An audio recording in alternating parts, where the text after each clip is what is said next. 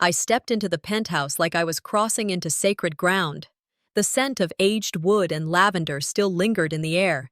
10 years, and not once had I changed it. Chicago's skyline stretched endlessly beyond the floor-to-ceiling windows. Lake Michigan shimmered beneath the amber glow of late autumn. My heels clicked softly on the marble floor as I walked toward the edge, palms brushing against the cool glass. People look at places like this and see wealth. I see work. 10 years of dragging myself up, one step at a time. This wasn't about indulgence. It was freedom. Every inch of this place, every corner I restored, every repair I paid for. It was mine. I hadn't come from much. No trust fund, no shortcuts, just quiet persistence. I wasn't born with much, I whispered to myself, fingers grazing the edge of the granite counter. But I built this with grit. The way others speak of heirlooms, I spoke of this penthouse. It wasn't just a home. It was proof. But something in my gut twisted. That quiet whisper before the storm, one you've learned to listen to when you've been burned before. And deep down, I knew something was coming. It was a cold day 10 years ago when the keys first dropped into my hand. The family had gathered, dressed in somber blacks and stiff smiles, pretending civility under the pretense of mourning. Dad's lawyer read the will in a voice as dry as the November air. People nodded, murmured. My sister Elise stood across the room in her silk coat, lips curled into something that tried to pass as a smile. "It's just a place," she had said as we stepped into the elevator that day. "We're family, right?" But her eyes had flickered. The kind of flicker you only recognize in hindsight, like a poker player who knows she's lost the hand, but refuses to fold. The will was clear. The penthouse was mine. No conditions, no clauses. Yet the murmurs started almost immediately. "He would have wanted all of you to share," someone said. "It doesn't feel right, does it?" Another chimed in. I was the youngest. I smiled, nodded, trying not to make waves. That was my place back then, peacekeeper. But I knew what they thought, that I'd give it back, that I didn't really deserve it. So I stayed silent, and I made the place mine. Until this morning. The letter came in a thick cream envelope, the kind that smells like courtrooms and cold hands. I peeled it open carefully, though I already knew what it would say. Elise had filed a legal claim, contesting the ownership. Emotional ties. Undue influence. Her words were dressed in law firm jargon, but I knew their origin. They came from the same place she'd always operated, control masked as concern. My hands didn't shake out of fear. They shook from disbelief. 10 years, 10 damn years of silence. And now this? You want to erase me? I remembered the countless times she borrowed money and shrugged off repayment. The way she dismissed my career choices at every family dinner. This wasn't about square footage or lake views. This was about being seen or not being seen. I wouldn't let her erase me. Not again. I didn't call her. I didn't scream or sob or beg. That version of me was long gone. Instead, I went straight to my desk, opened my old hard drive, and started pulling receipts. Emails to contractors, transfer records, bank statements, renovation invoices. Every cent I'd poured into the penthouse, documented, dated, and filed. "You need to fight this," my friend Marla said over the phone, her voice edged with fury. "Not for the penthouse, for you." I said nothing, just stared at the PDF file glowing on my screen. Quiet strength. That's what my father used to call it. So I sat down, drafted a response. No emotion, no bitterness, just facts. Ice cold. It wasn't fear I felt. It was clarity. For once, I wasn't bracing for impact. I was preparing to land the first blow. Later that night, I stood in front of the antique mirror in the hallway. The last thing Dad gave me. Ornate, flawed, and heavy, like most things he left behind. "You don't need to be loud to be strong," he once told me, adjusting the frame on the wall. "Just be right. Let the world catch up." His words echoed as I stared at my reflection. Hair a little undone, eyes a little tired, but not broken. There was something else behind them now. Rage, yes, but something cleaner. something that felt like resolve. Tears welled, but I let them sit. I didn't wipe them away. This wasn't weakness. This was shedding skin. Then my phone buzzed. A photo. My penthouse. Elise's caption beneath it. Finally back where I belong. My stomach turned. My hands froze. I stared at the screen. Was this just another stunt? Or the start of something darker?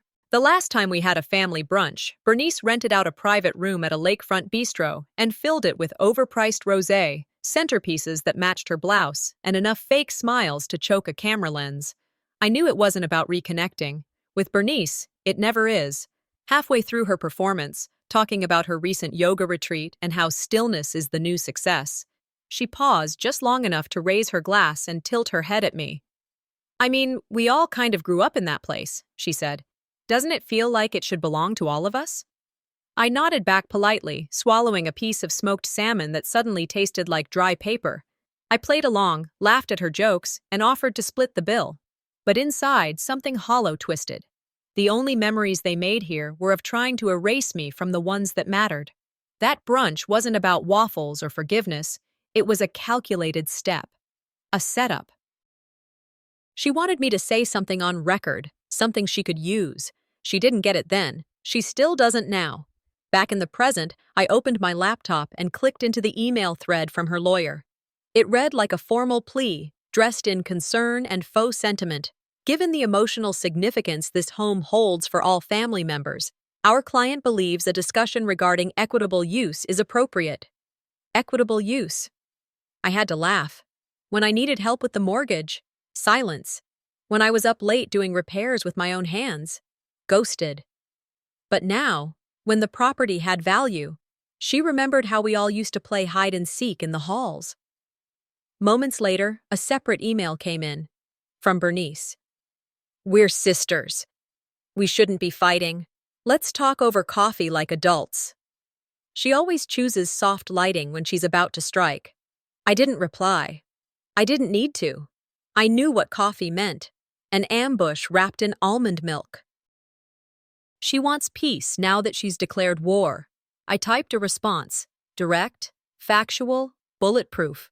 Then I stared at it for a long minute and deleted every word. The next morning, I called Florence. She picked up on the first ring. "Hey, stranger, I read it. It's trash."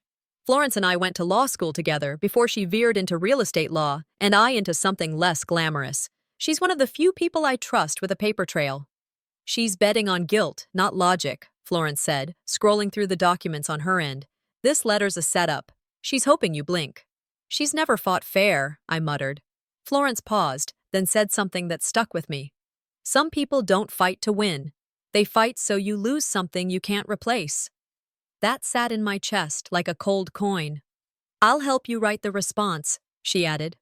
"But prepare yourself. This won't be her last play." I thanked her and hung up, then sat for a long time. What gets me most isn't the legal stunt. It's how she smiles when she does it, like when she gave me a birthday gift in high school. A sweater, still warm with someone else's perfume. The tag was ripped off. The seams were worn, but she wrapped it like it came from Neiman Marcus. She never hit me. She didn't need to. Her kindness was a knife hidden under ribbon. Looking back, I realize now, I wasn't supposed to feel welcome. I was supposed to feel grateful for being tolerated. And I did, for years. Maya Angelou said, "When someone shows you who they are, believe them the first time." I believed her. Now it's time she believes me. With Florence's help, I drafted a measured response. No emotion, no warmth, just facts and attachments. Deed history, renovation invoices, proof of payment schedules, and a folder of emails with timestamps showing I was the only one investing in this place. The subject line? Left blank. The message was sent. Not a single word wasted. I stood and walked to the window, the skyline quiet and cold beneath the gray afternoon light. Somewhere out there, Bernice was likely sipping something overpriced and rehearsing her next script. "She's not the first person to mistake kindness for weakness," I whispered. "But she'll be the last." Just then, the intercom buzzed. "A courier for you, Ms. Venora." I opened the door. A man in a navy jacket handed me a thick envelope and left without a word. I closed it behind me and broke the seal. Inside was a single folded letter, but as I read it, the words seemed to blur and reassemble, sharp, deliberate, planned. This wasn't just a message, it was her first real move. She didn't think I'd know how to play. The courier arrived just as dusk softened the city skyline. I tipped my phone to one side, watching the envelope's edges curl like old promises. I don't remember signing up for surprises. But here it was, a notarized statement from years ago, bearing both my parents' signatures. The paper whispered in my hands. It said the penthouse was meant to be shared equally among the children. My breath caught, the ink still warm, the seal still crisp. A document that could reshape everything. My heart pounded. I felt the blood drain from my cheeks. This wasn't rumor. It was real. It was legit. I remembered my father's voice, low in the hallways. It's just for peace. Doesn't mean anything legally. I'd believed him. Now I saw the sting. Even then, they wanted me to promise less, to take less, to be less. The weight of compromises made in silence pressed down on me. I folded the letter slowly, hands trembling, and placed it on the dark wood table. The room felt smaller. Shadows crawled across the walls as I replayed that silent demand, always to take less. I was 26 then, freshly graduated, burning 2 candles, juggling jobs and dreams. I'd just received my first full paycheck and believed in fairness. Mom called one afternoon, voice strained. "Your mother needs help with surgery." Bernice offered to chip in. I lent her a substantial amount. I believed it was about care. Weeks later, I discovered she had used that money for a vacation overseas, documented on social media under self-dare travel. I confronted her. She shrugged it off. "I needed space," she said. The family hushed me. Mom said, "It's just money, sweetheart. You're doing well. Don't be petty." That day, I learned silence. That day, I learned how to swallow hurt without letting it show. I tucked the betrayal into a corner of my history. Now, it felt like coal burning under my skin. At twilight, I climbed up to the penthouse rooftop. The air was cool when I stepped barefoot onto the stone. I reached toward the herb garden I planted, long since trimmed back, remembering my hands planting basil, mint, rosemary. I had built, nurtured, loved this place, not because it was mine on paper, but because I made it mine in sweat. Down below, a neighbor waved as they passed through the lobby, small human gesture. I nodded, quiet. No one knows what war is brewing behind closed doors. I thought, she sees tiles and fixtures. I see years someone never asked how I was doing. The skyline spread out, indifferent. But for me, it was evidence. Proof that I stood, though unseen, building a life they didn't think I could own. When people don't show up for you, you stop expecting them to knock. Back in my study, Florence wrote from across state lines. She called the notarized statement a dangerous wild card. It wasn't enforceable on its own, no deed backing, no legal conveyance. Bernice was gambling on sentiment, on the idea that confusion could be weaponized. Florence said it out loud. People forget paper trails, but lawyers don't. She walked me through digging up permits, HOA dues, electric bills, all paid solely by me. I gathered receipts, scanned old photos, traced every wiring upgrade, every pipe replacement. I assembled the heap of proof like puzzle pieces waiting to snap. My fingers hovered over the scanner. My heart moved steady. If this is war, I'll fight it in stilettos and strategy. In that moment, I understood. She never expected resistance. I opened a blank email draft. No subject, no flourish, just a photo attachment, the deed, my signature, the date. No words, just proof. No defense, no argument, just fact. I sent it. Hands still trembling, I closed the laptop and walked to the window. The city lights flickered. Somewhere, Bernice was plotting. I watched her name pop on my screen as read, and then the cursor blinked. She was typing. Silence stretched. My chest tightened. The first real move was no longer mine alone.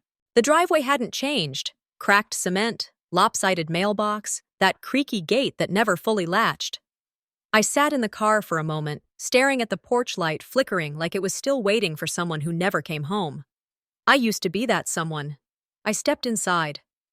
The foyer still smelled like old wood polish and lemon cleaner, Mom's Saturday ritual. The photo albums were all still there, but something about them felt colder, smaller, like the house had rearranged itself in my absence. She answered the door slowly. Her face was softer than I remembered, aged more than expected, and yet distant, polite, not warm. We sat in the living room. She asked how I'd been like she was asking a neighbor. Her tone clipped, pleasant, untouched by memory. I watched her face as I spoke, no flicker of recognition, no twitch of emotion. "You remember when I climbed the roof to save your cat?" I asked quietly. "I cried for 2 days when you praised Bernice instead." She blinked. "I'm sorry, I don't remember that." Something inside me cracked. "You don't remember me either?" She looked down, her fingers twisted in her lap. Before she could answer, Bernice appeared from the hallway, draped in faux concern. "Daisy, you're here?" Her eyes scanned the room too quickly. I nodded slowly, reading between the lines.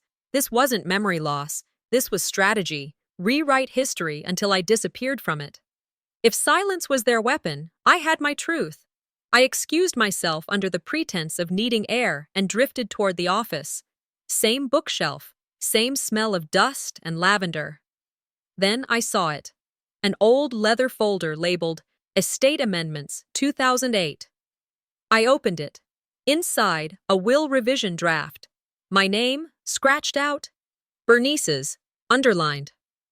My hands went cold. I dialed Florence and whispered through clenched teeth. She planned this long before the stroke. Florence replied, steady. "Photograph everything. That's concrete." I did. Carefully. Quietly. Downstairs, Bernice kept Mom busy, her voice syrupy sweet. I slipped out. The door closed behind me with a softness that felt final.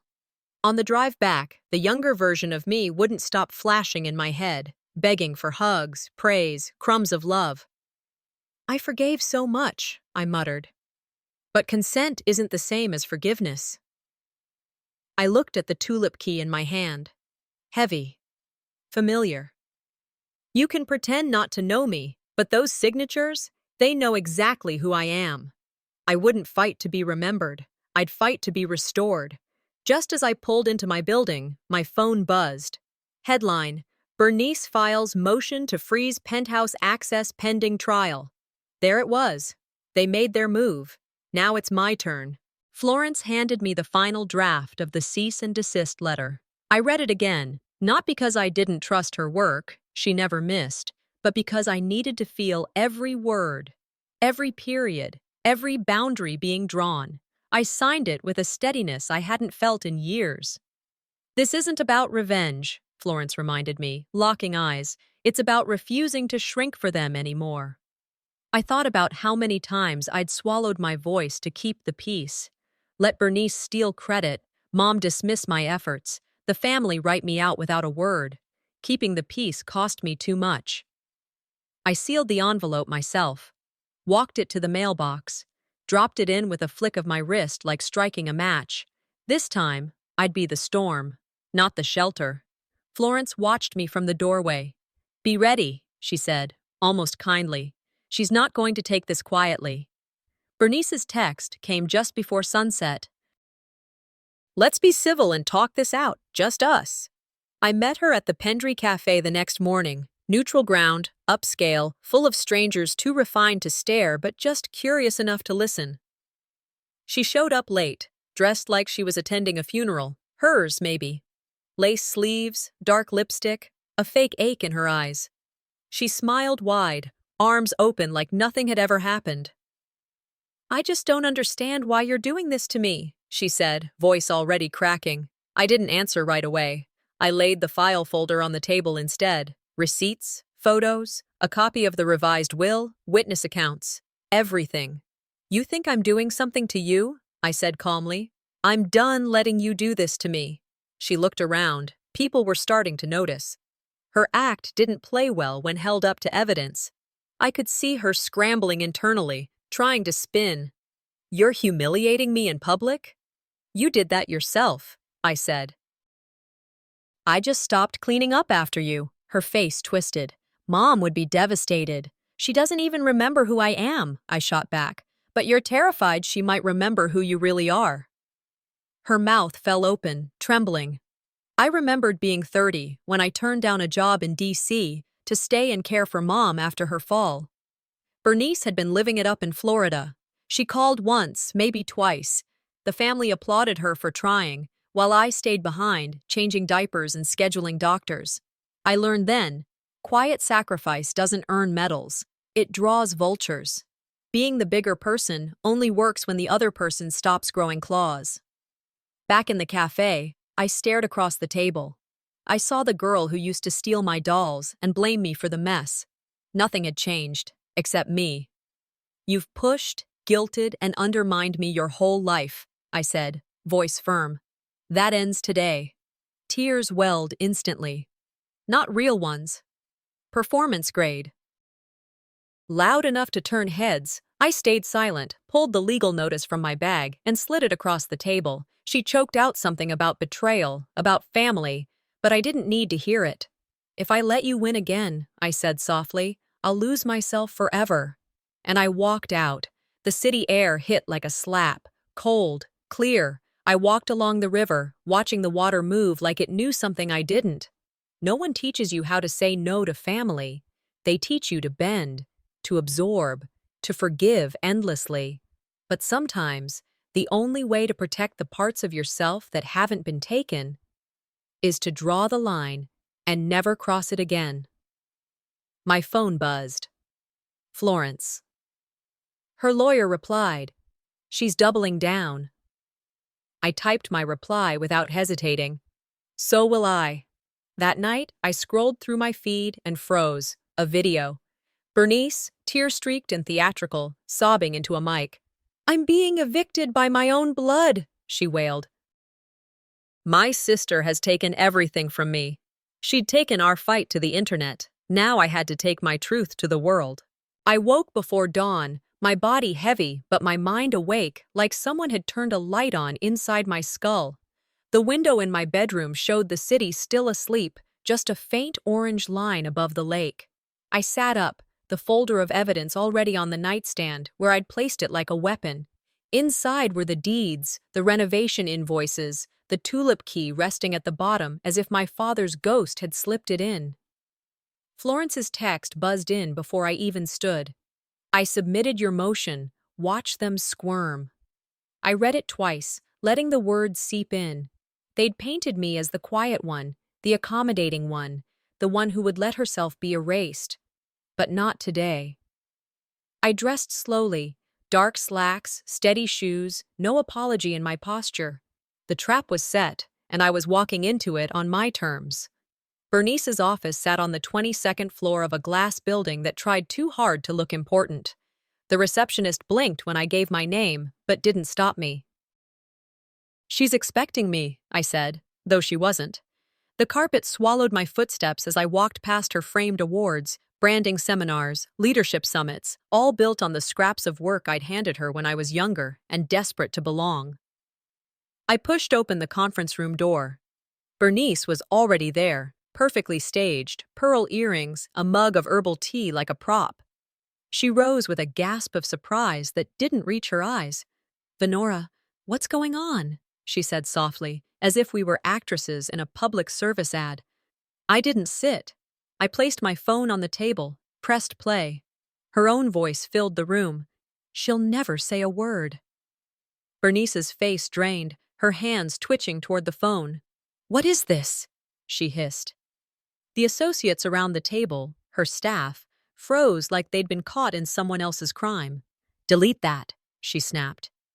I pressed play again, louder this time. "She'll never say a word," her recorded voice repeated, tinny and merciless. She lunged, but one of her assistants caught her arm, whispering, "Don't." My heart pounded, but my voice stayed calm. "You always bet on my silence," I said. "Bad bet." She turned to the security guard at the door. "Escort her out," she demanded, her voice pitched high to sound like command. I stayed still. "Do that," I said evenly, "and you'll prove exactly what I'm holding here."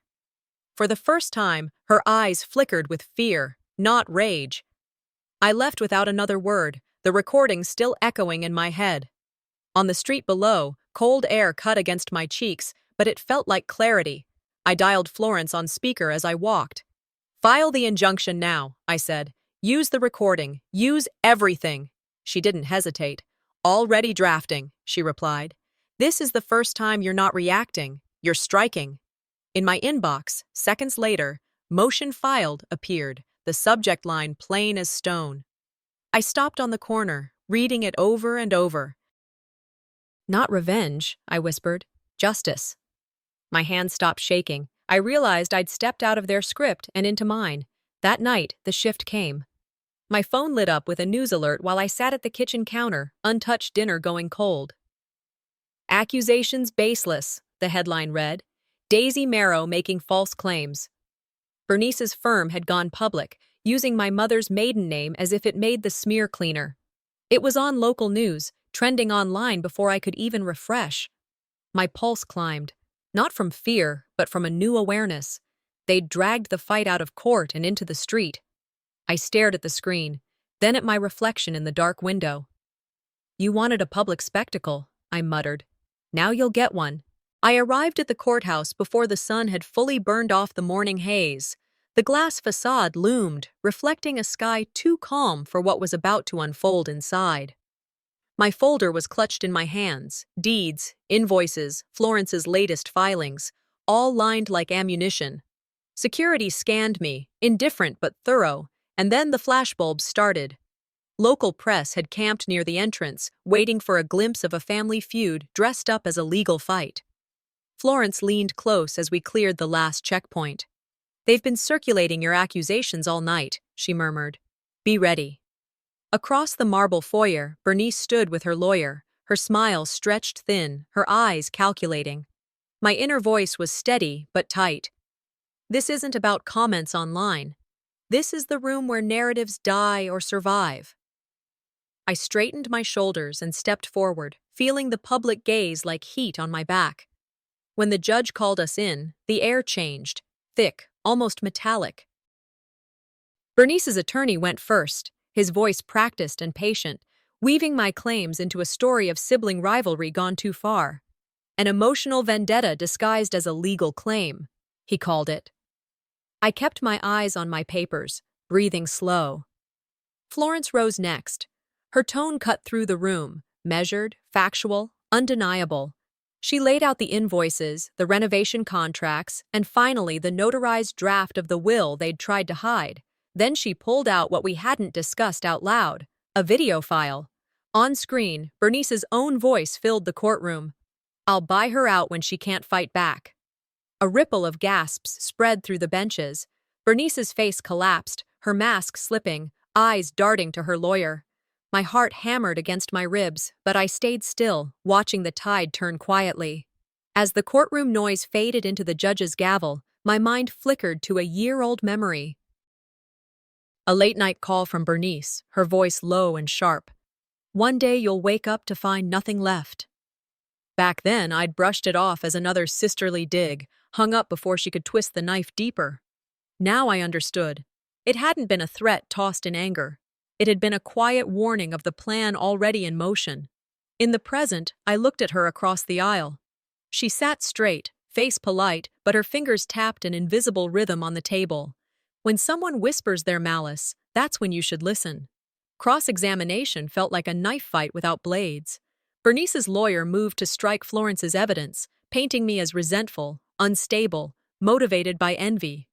Florence countered with signatures, bank statements, even transcripts of calls. Each answer tightened the net. When the judge allowed me to speak, my voice stayed low. Motives are irrelevant when the truth is documented. Bernice glanced at me, ego fraying around the edges. Her lawyer's questions became more frantic, less precise. The judge held up a hand, pausing proceedings. Florence walked forward, handing over a sealed envelope we'd kept back as our final card. The judge opened it slowly. The room's air thinned. Inside lay an original deed from 1995, naming me sole heir to the penthouse. Clean original ink, not a copy. The courtroom stilled. Bernice gasped audibly. Her lawyer's skin went pale. Cameras clicked like insect wings. The judge called a recess, voice echoing off the wood-paneled walls. I exhaled through my nose, a small, sharp sound. For the first time, it wasn't just defense, I'd landed a strike. Outside in the press foyer, flashes blinded me. A reporter's voice cut through the din. "Does this mean you've already won?" Before I could open my mouth, I saw Bernice across the hall, flinching, her composure cracking like glass under pressure. For a heartbeat, the entire narrative hung in the air, waiting for my answer. The gavel struck again, calling us back after the recess. The gallery had doubled in size, reporters crammed shoulder to shoulder, microphones poised. The air smelled like coffee, ink, and tension. Bernice's lawyer stood ready, trying to look composed, but his fingers trembled as he sorted his papers. He started immediately, pulling up old tweets, public statements, anything to frame me as volatile. I sat still, eyes on the bench, heart pounding but my face steady. Florence rose beside me, pressing play on a screen the judge allowed. Bernice's own voice filled the courtroom. "I'll make her disappear." Gasps scattered like broken glass. The judge raised his brow but didn't stop the playback. My pulse roared in my ears. This is the moment every silence has been moving toward. The ruling came fast, sharp like a blade. With the new evidence on record, Bernice's contract to sublet the penthouse was voided. Fraud proved beyond doubt. The judge's voice was steady. Until trial concluded, Bernice held no rights to the property. A murmur rolled through the gallery. Marrow-sister battle escalates. Bernice's face twisted, disbelief and rage fighting for space. I didn't look at her. My eyes stayed on the judge. My mission wasn't spectacle, it was truth restored. Adrenaline hummed under my skin, a strange mix of relief and vigilance. Florence touched my arm lightly, a signal to breathe. The cameras caught every flicker, every twitch, every shadow of reaction. Florence handed me a new stack of papers, transcripts from Bernice's private calls. My fingers shook as I skimmed the lines, admissions, manipulation, the long con spelled out in her own words. I rose. My voice echoed clear across the wood-paneled room. This penthouse was mine, from design to deed. Bernice jumped to her feet, tears threatening. "I was the one caring for her. You never—" She started. I cut her off. Care in public, erasure in private. "That's your legacy." The court reporter's fingers flew, capturing every syllable. The gallery had fallen silent, waiting for the next blow. After court adjourned, the hallway felt like another world. The penthouse door loomed ahead, unlocked, unguarded. I slid the tulip key from my pocket. It caught the light as if it had been waiting. I walked inside. My palm brushed the cool wall, the stone floor I had chosen years before. The herb pots I'd tended were dry but still standing. "You don't have to yell to be heard," my father's voice echoed from memory. "I am home again," I whispered to no one and everyone. A neighbor stepped out, eyes wide.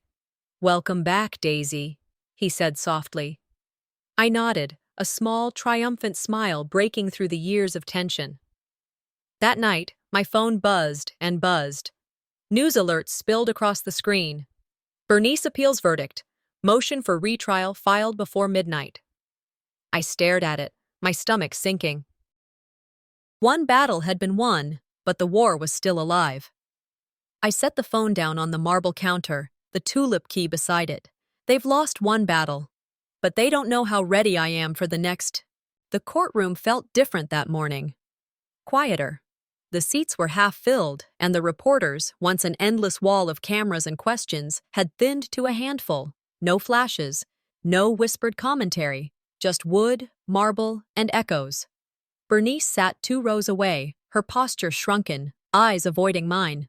The judge entered and began the ruling without theatrics. "Appeal denied." The words cut through the air.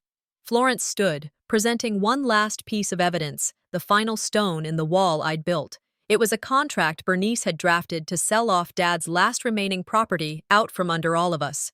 The judge's voice hardened. Full ownership of the penthouse restored to Ms. Marrow, sanctions imposed for perjury, counseling recommended. I felt my hands tremble, but not from fear. Relief flooded every nerve. After years of bracing for another blow, I could finally breathe. That night, I walked barefoot across the marble floor of the penthouse, windows cracked open to the city below. The air was cool, the sound of traffic like a lullaby. No lawyers, no flashing cameras, just the home I'd built and fought for.